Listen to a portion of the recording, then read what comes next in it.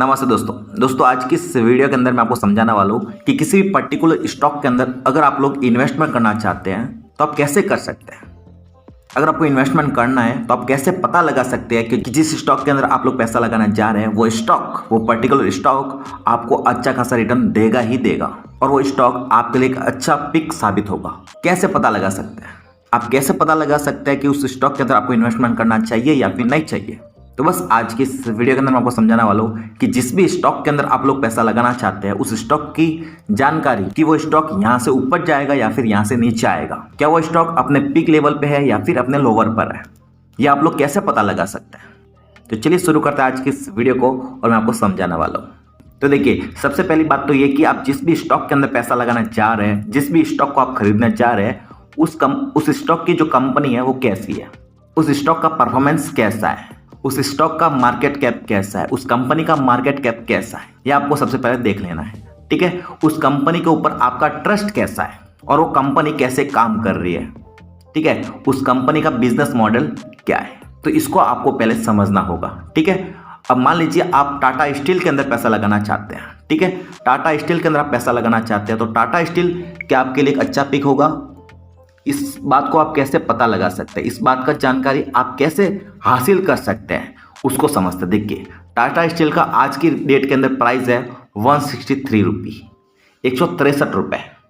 ठीक है, तो क्या इस पॉइंट के ऊपर आपको बाय करना चाहिए या फिर नहीं चाहिए, उसको समझते हैं। देखिए, तो सबसे पहले तो आपको देखना पड़ेगा इस स्टॉक का डिटेल्स। तो टैप करेंगे स्टॉक डिटेल्स के ऊपर, यहाँ पर आपको देखना पड़ेगा इसका 52 वीक हाई एंड लो कि ये स्टॉक है, इसकी जो प्राइस है वो अपने 52 हफ्तों के हाई के ऊपर है या फिर 52 हफ्तों के लो के ऊपर है। ठीक है, तो यहाँ से आपको जानकारी मिल जाएगी कि इसका जो 52 हफ्तों के अंदर इसका जो लो बना हुआ है वो है 122 रुपये और इसका जो हाई बना हुआ है वो है 178 रुपये।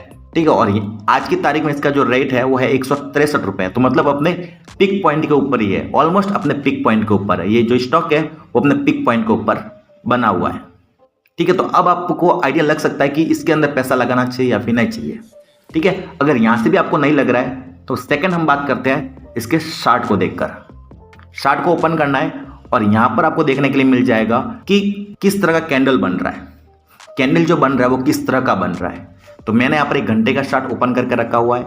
आपको यहाँ पर देखना है कि इसका सपोर्ट कहाँ पर है और इसका रेजिस्टेंस कहाँ पर है, कहाँ से स्टॉक नीचे गिरेगा और कहाँ से स्टॉक ऊपर जा सकता है, पॉसिबिलिटीज कहाँ पर है।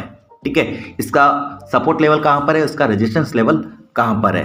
ठीक है, तो यहाँ पर देखिए 1 घंटे का चार्ट मैंने ओपन करके रखा हुआ, जहाँ से मार्केट आप देख सकते हैं लास्ट के 7 घंटे के अंदर मार्केट सिर्फ और सिर्फ नीचे गिरा है। देखिए, रेड कैंडल पूरे रेड कैंडल बना हुआ है। ठीक है, तो लास्ट के 7 घंटे के अंदर स्टॉक सिर्फ और सिर्फ नीचे की ओर आया हुआ है, आप देख सकते हैं। तो इसका जो सपोर्ट यहाँ पर बन रहा है ना मेरे के हिसाब से, तो वो है 160 रुपये का।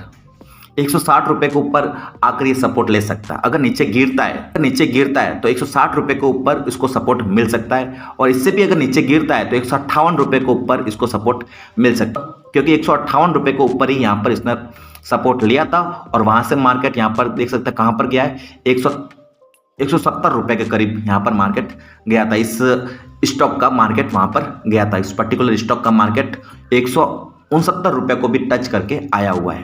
तो 158 रुपये का जो सपोर्ट है वो काफ़ी अच्छा खासा साबित हो सकता है आपके लिए और इस स्टॉक के लिए। ठीक है, तो यहाँ से आपको वेट करना चाहिए कि यहाँ से मार्केट ये वाला जो स्टॉक है वो नीचे की ओर आ सकता है। ठीक है, आपको थोड़ा रिसर्च करना चाहिए कि मार्केट इसका जो मार्केट है वो नीचे की ओर आ रहा है, ये स्टॉक्स नीचे की ओर आ रहा है या फिर ऊपर की ओर जा रहा है, क्योंकि यहाँ से लास्ट के 7 घंटे के अंदर देखे तो मार्केट सिर्फ और सिर्फ इस स्टॉक का जो मार्केट है वो नीचे की ओर ही आया हुआ है। ठीक है, तो यहाँ से आप लोगों को पता लग जाएगा कि यहाँ से मेरे को खरीदना या फिर नहीं खरीदना। ठीक है, तो 158 रुपये तक अगर आता है तो यहाँ से आप लोग बाय कर सकते हैं, बाय करने के बारे में सोच सकते हैं, लेकिन आपको बाय करना है थोड़ा थोड़ा करके। ठीक है, एक ही बार में आपको पैसा नहीं लगाना है, थोड़ा थोड़ा करके आपको पैसा लगाना चाहिए कि 158 के ऊपर अगर आता है तो वहां से आप लोग उसको थोड़ा सा बाय कर सकते हैं। अगर 158 से नीचे जाता है तो सेकंड इसका जो सपोर्ट होगा वो 154 रुपये के ऊपर होगा, 154 रुपीज़ के ऊपर, 154 के ऊपर आता है तो आप उसको और भी बाय कर सकते हैं। ठीक है,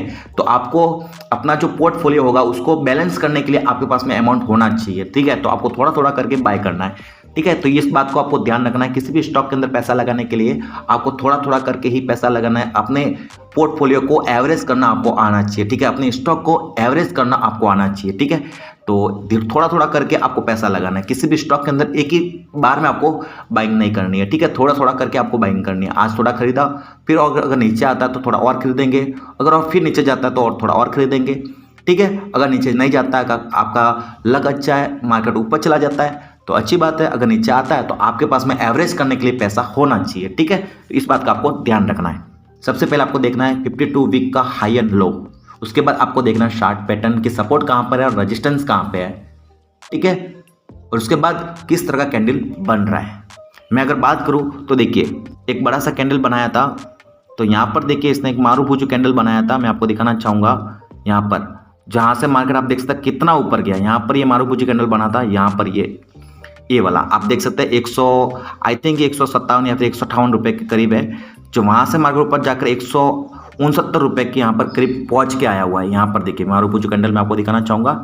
ये देखिए ये वाली कैंडल जो 158 रुपए के ऊपर बनी हुई है, ठीक है। ये मारूफूजू कैंडल है जो यहाँ पर बनी थी ना, तो वहां से आप देख सकते हैं मार्केट कितना ऊपर गया है।